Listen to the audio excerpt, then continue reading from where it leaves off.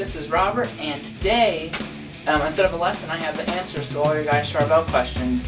And I got quite a few. I was really surprised. I think there's like 30 some comments or something with questions and everything. Some of them weren't really like questions and everything, but I printed off all the ones that were questions, and I'm just going to run through them for you guys and answer the stuff about the Charvels and everything for you. So I hope you guys enjoy this video, and there's going to be lots of like little random rock and roll clips of me playing guitar, so you guys can fast forward past those, I'm sure you'll want to. Okay, so here's the answers to you guys' questions. Okay, so the first question is from a person, Fippy Steed, I hope I'm saying that right. It says, let's see, is my Charvel an American one or a Japanese-made one? And the one that I'm playing right now is a Japanese-made Charvel, and the reason is because when I talked to the place, they said they had an American there and everything, and we went there to get it, and they didn't know what I was talking about after I talked to him on the phone and everything. So, and I was actually going for a San Dimas, and I happened to play this one and just fell in love with it. But there's honestly not a lot of differences between an American one and a Japanese one. One of the big differences is that the American one comes in a gig bag, the Japanese one comes in a hard shell case. They're made pretty much the same way. They're both real solid guitars, so not a whole lot of differences there. Okay, and then, let's see here.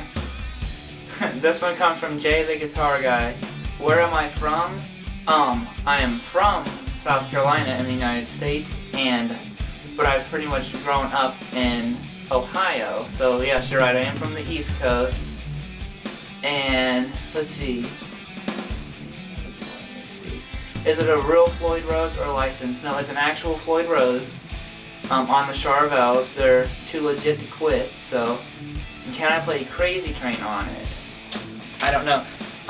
There's some, I'm going to play Crazy Train. There's some guitar players I won't cover their songs on YouTube. Ozzy's one of them. I won't play any Randy Rhoads stuff just because it would have to be absolutely perfect. And Eddie Van Halen is one you'll probably just hear me play riffs on and off, but here's Crazy Train.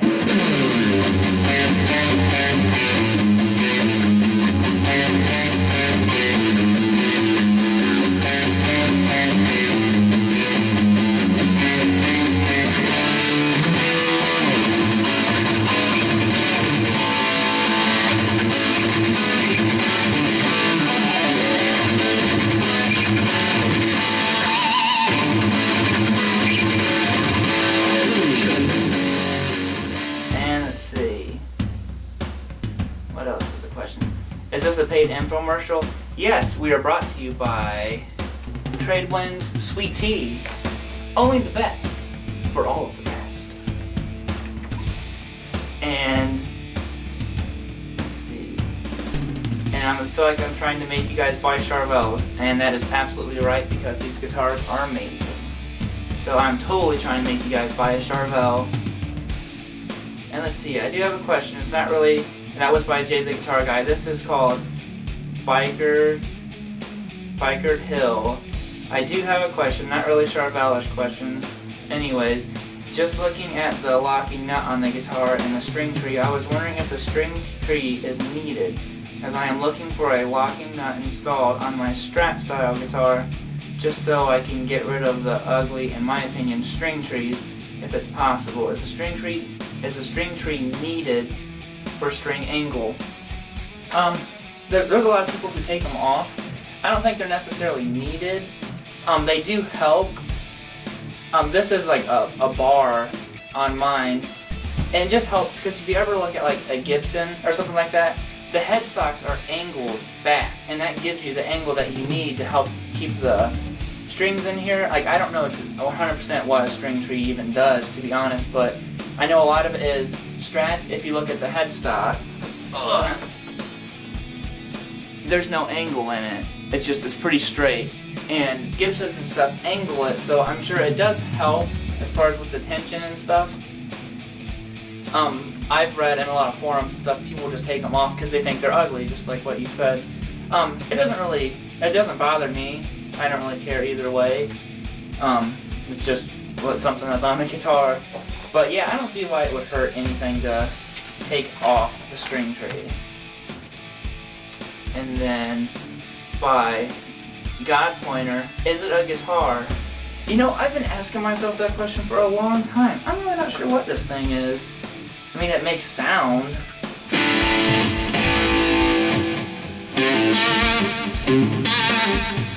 So, I guess you could call it a guitar, you know. Then, Car 98 Sniper. I want a J.T. Lee Charvel. Where can I find one? Honestly, the best thing for you to do is go to Charvel's website and just put in dealer location. That's what I had to do. There were only 2 dealers in Ohio, and they were both, you know, quite a ways, so I had to drive a little ways to even test out the guitar, but, you know, 100% worth it. They're honestly amazing guitars.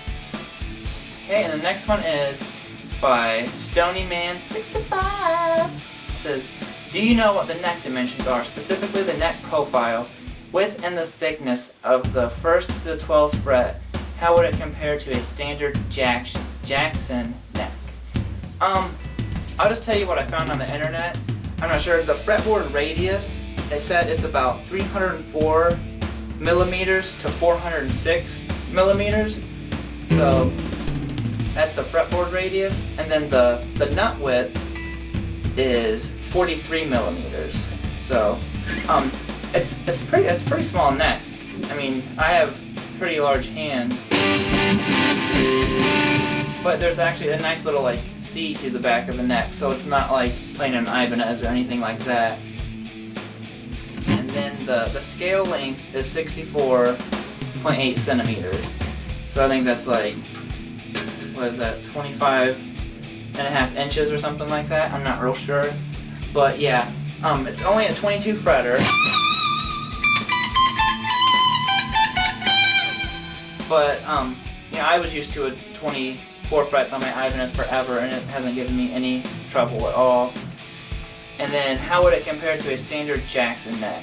I used to own a Randy Rhoads Jackson that I sold a couple years ago, and I liked it. I think these necks feel better to me. Of all the Jacksons that I've played, this is the favorite neck of any guitar I've ever played. So to me, this neck feels better than a Jackson. I'm not sure if they could even be the exact same neck, but for some reason this neck just feels better. Then, let's see. Then Justin Lucas 111 says, yo Robert, I'm on the verge of purchasing a Charvel San Dimas Style 1-2 humbucker and wanted to know 2 things. First, do you find the lack of a tone knob to be an issue? No, I've never used a tone knob, and on my Ibanez I took the tone knob off and put the volume where the tone was. Very few people use tone knobs.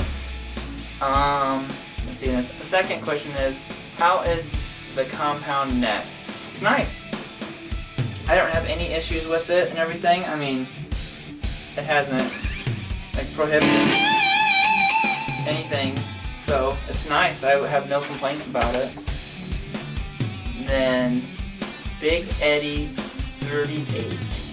I took out the standard pickup from my USA SoCal, which sounded a bit crap, and replaced them with a set of bare knuckles Rebel Yo chrome covered pickups. Awesome. Not a question, but that's sweet. I bet that does sound cool. I'm just really happy with the pickups in it. I mean, these are honestly the pickups I wanted to put in the guitar, so kind of saved me a little bit of time. And then Magic Thunder 666 says, how I wish a 24 fret Charvel SoCal. I do too. I mean, I would love to have 24 frets, but 22 really, and once you get used to it, it's not really that bad. I rarely even played that far up on the neck anyway, so not really that big of a hindrance for me, I imagine. Okay, let's see.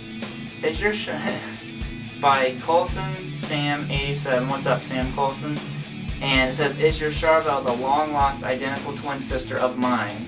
And the answer is no, but don't be surprised if you go home tonight and your Charvel isn't there. I wouldn't worry too much about that, because I'm sure you'll find it eventually, because this isn't it. I didn't steal it. Anyways, next question. This is Spooky Eye Ghost. What's up, buddy? And it says, "Hey Rob, how you doing? Hopefully people take this more seriously. Real quick question: have you thought about putting a brass block from the Floyd Rose upgrades?" I've had a friend mention that to me, and I don't honestly know what they do. To be completely honest, I've heard like an upgrade. I need to look into it more, because I mean, upgrade if it would make it better, then why not? But I'll definitely look into that more. And then, oh, you answer it right here. They're supposed to improve the sustain, but yeah, I mean, this Charvel has pretty good sustain on it already, but I mean, you could even use even more, and you can sustain for days. So you can go have a bite on that one. Come back, it'd still be ringing. But whoa! Oh, I just destroyed everything. And then shred channel. Will it blend? I didn't know what that meant at first, but no. The Charvel is a little bit too powerful to be blended.